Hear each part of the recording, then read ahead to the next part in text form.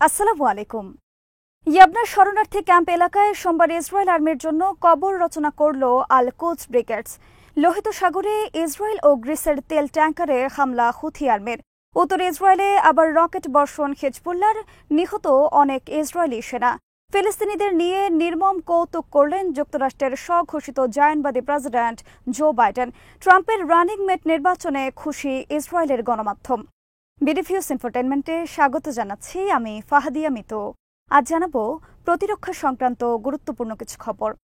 গাজার দক্ষিণে ইয়াবনা শরণার্থী শিবির এলাকায় সোমবার ইসরায়েল আর্মির জন্য আরেক দফা কবর রচনা করেছে আল কোচ ব্রিগেডস। সোমবার আল কোচ ব্রিগেড সেখানে লিপ্ত হয় ইসরায়েল আর্মির সাথে সামনাসামনি যুদ্ধে। এ সময় আল কোচ ব্রিগেড সেনারা মেশিন গান, গ্রেনেড এবং অ্যান্টি ট্যাঙ্ক মিসাইলের সাহায্যে পয়েন্ট ব্ল্যাঙ্ক দূরত্ব থেকে হামলা চালিয়ে হত্যা করেছে অনেক ইসরায়েলি সেনাকে। ইসলামিক জিহাদ গ্রুপের সামরিক শাখা আল কোচ ব্রিগেড বিবৃতিতে জানায়, সোমবার তারা ইয়াবনা ক্যাম্পের পাশে একটি ভবনে হামলা চালায় থার্মোবারিক রকেট প্রোপেলড গ্রেনেডের সাহায্যে। ভবনটিতে অবস্থান করছিল অনেক ইসরায়েলি সেনা। হামলায় তাদের অনেকে নিহত এবং বাকিরা আহত হয়েছে। একই এলাকায় তারা সোমবার হত্যা করেছে বেশ কয়েকজন ইসরায়েলি সেনা 60mm রকেট শেল হামলা চালিয়ে। হামলার পর ইসরায়েলি সামরিক হেলিকপ্টার অবতরণ করে ঘটনাস্থলে। এছাড়া সোমবার আল কোচ ব্রিগেড হামলা চালিয়েছে কৌশলগত এলাকা নেতজারিমুখে।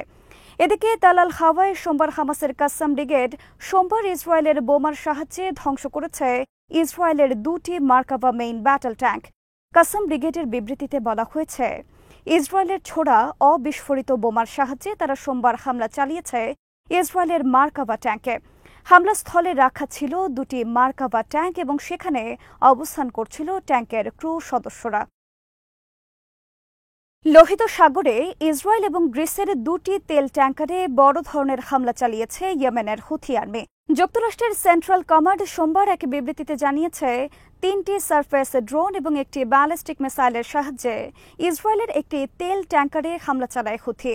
একই সময় তারা হামলা চালায় গ্রিসের একটি তেল ট্যাঙ্কারে। হামলায় অল্প ক্ষতি হয়েছে গ্রিসের তেল ট্যাঙ্কারের। যুক্তরাষ্ট্র আর্মি জানায়, এমটি ব্লান্টলেন নামক ইসরায়েলের জাহাজটি ভোজ্য তেল নিয়ে রাশিয়া থেকে যাচ্ছিল চীনে। হামলায় জাহাজটির কোনো ক্ষতি হয়নি, তবে এমটি খিওস লায়ন নামক গ্রিসের তেল ট্যাঙ্কারে ড্রোন হামলায় কিছুটা ক্ষতি হয়েছে।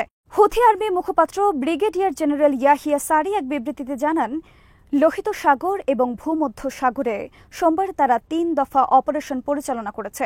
সারফেস ড্রোন, এরিয়াল ড্রোন এবং অ্যান্টিশিপ ব্যালিস্টিক মিসাইলের সাহায্যে তারা আক্রমণ চালিয়েছে লোহিত সাগরে 2টি তেল ট্যাঙ্কারে। এছাড়া ভূমধ্য সাগরে অলিভিয়া নামক একটি তেল ট্যাঙ্কারেও হামলা চালিয়েছে তারা। ব্রিটেনের মেরিটাইম সিকিউরিটি সংস্থা ইউকেএমটিও এক বিবৃতিতে স্বীকার করেছে, সোমবার লোহিত সাগরে হোদাইদাহ বন্দরের নিকট 2টি জাহাজ আক্রান্ত হবার ঘটনা। উত্তর ইসরায়েলে সোমবার ব্যাপক ভিত্তিক রকেট হামলা চালিয়েছে লেবাননের ইরানপন্থী মিলিশিয়া বাহিনী হিজবুল্লাহ। হিজবুল্লাহর পক্ষ থেকে এক বিবৃতিতে বলা হয়েছে, উত্তর ইসরায়েলের বিরানেত ঘাঁটি সহ বিভিন্ন এলাকায় অজানা সংখ্যক রকেট হামলা চালিয়েছে তারা। বিরানেত ঘাঁটিতে বিভিন্ন ইসরায়েলি সেনা দলের ওপর সরাসরি রকেট হামলা চালিয়ে হত্যা করেছে অনেক ইসরায়েলি সেনা। রাহিব মিলিটারি সাইটে হামলা চালানো হয়েছে অ্যান্টি ট্যাঙ্ক গাইডেড মিসাইল হামলা। এতে ধ্বংস হয়েছে সেখানে স্থাপন করা ইসরায়েলের গোয়েন্দা সরঞ্জাম। একই দিন বিকেলে কফর সুবা হিলে সামাক মিলিটারি সাইটে হিজবুল্লাহ হামলা চালিয়েছে আর্টিলারি শেলের সাহায্যে। অপরদিকে সোমবার ইসরায়েল দক্ষিণ লেবাননে হামলা চালিয়েছে বিমান, ড্রোন এবং আর্টিলারি সিস্টেমের মাধ্যমে। এতে লেবানন সীমান্তে নিহত হয়েছে বেশ কয়েকজন বেসামরিক লেবানিজ। ফিলিস্তিনিদের নিয়ে একটি নির্মম কৌতুক করেছেন যুক্তরাষ্ট্রের বৃদ্ধ প্রেসিডেন্ট জো বাইডেন।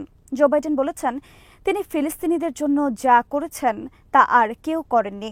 তিনি ফিলিস্তিনিদের একজন সমর্থক। 1360 উইথ স্পিডি নামক ইউটিউব টকশোতে সাংবাদিক স্পিডি মারম্যানকে দেওয়া এক সাক্ষাৎকারে ফিলিস্তিনিদের নিয়ে এ ধরনের মশকরা করেন বাইডেন। সাক্ষাৎকারে বাইডেন নিজেকে একজন জায়নবাদী হিসেবে দাবি করেন। বাইডেন বলেন, আমি হলাম সেই ব্যক্তি যে ফিলিস্তিনিদের জন্য মিশর সীমান্ত খুলে দিয়েছি খাদ্য ও ঔষধ সরবরাহের জন্য। আমি তাদের জন্য যা করেছে তা অতীতে কেউ করেনি। সাংবাদিক মরম্যান তাকে প্রশ্ন করেন ইসরায়েলি অস্ত্র দেওয়ার বিষয়ে। জবাবে বাইডেন বলেন, আমি তাদেরকে বলেছি আমাদের অস্ত্র দিয়ে সাধারণ ফিলিস্তিনিদের হত্যা করা যাবে না, অফেন্সিভ অ্যাটাক করা যাবে না। বাইডেনের এই সাক্ষাৎকার প্রচারের পর সামাজিক যোগাযোগ মাধ্যমে এই নিয়ে ঠাট্টা মশকরা চলছে। অনেকে বলেছেন বাইডেন ফিলিস্তিনিদের জন্য যা করেছেন তা অতীতে কেউ করেননি, কথাটির মধ্যে সত্যতা আছে। কারণ তার দেওয়া অস্ত্রসহ যাবতীয় সহায়তা এবং সমর্থনে অবৈধ রাষ্ট্র ইসরায়েল গত ৯ মাসে ৩৮,০০০-এর বেশি বেসামরিক ফিলিস্তিনিদের হত্যা করেছে। তবে ল্যান্সেট ম্যাগাজিনের খবরে দাবি করা হয়েছে ইসরায়েলের হামলায় নিহত ফিলিস্তিনিদের সংখ্যা ১,৮৬,০০০। বাইডেনের সমর্থনে ইসরায়েল গাজাকে পরিণত করেছে একটি মৃত্যুপুরীতে। সম্প্রতি বিবিসির প্রতিবেদনে বলা হয়েছে গাজায় নিহত বেসামরিক ফিলিস্তিনিদের অধিকাংশ নিহত হয়েছে যুক্তরাষ্ট্রের দেওয়া অস্ত্রে।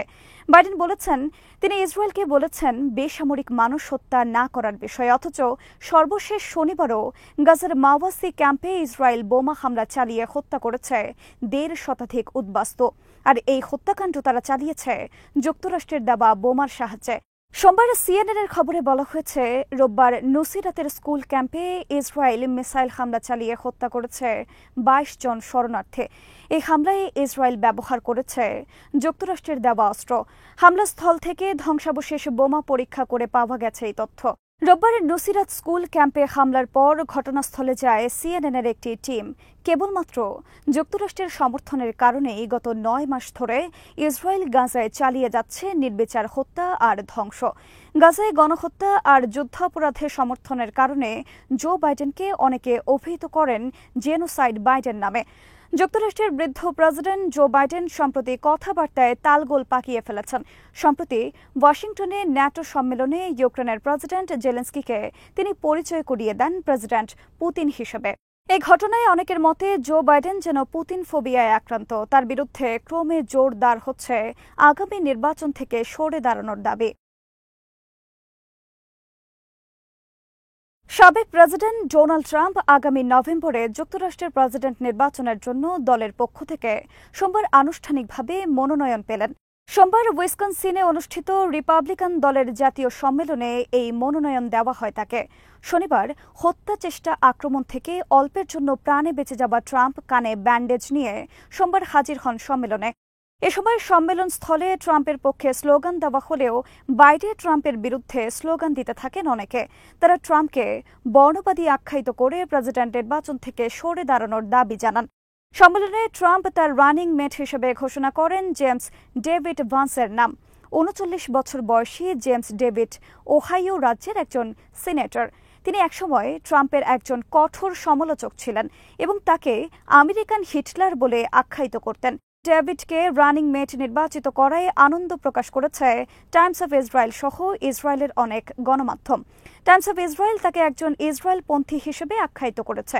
তবে সম্প্রতি যুক্তরাষ্ট্র ইসরায়েলে যেই অস্ত্রের চালান স্থগিত করে তাতে সমর্থন দেওয়া ১৫ রিপাবলিকান সিনেটরদের একজন ছিলেন ডেভিড জেমস। ডেভিড জেমস সম্প্রতি বলেছেন আমেরিকার পররাষ্ট্র নীতির ক্ষেত্রে সবার প্রথমে থাকবে ইসরায়েলকে সমর্থন করা। তবে তিনি ট্রাম্পের মতো ইউক্রেনে যুক্তরাষ্ট্রের অর্থ ঢালার বিরুদ্ধে। জেমস ডেভিড ভান্সের স্ত্রী উষা ভান্স একজন ভারতীয় বংশোদ্ভূত। ট্রাম্প নভেম্বরের প্রেসিডেন্ট নির্বাচিত হলে জেমস ডেভিডন ভান্স হবেন যুক্তরাষ্ট্রের ভাইস প্রেসিডেন্ট।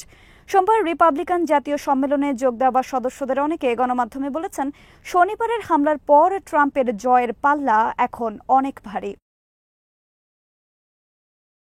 আজ এখানেই শেষ করছে।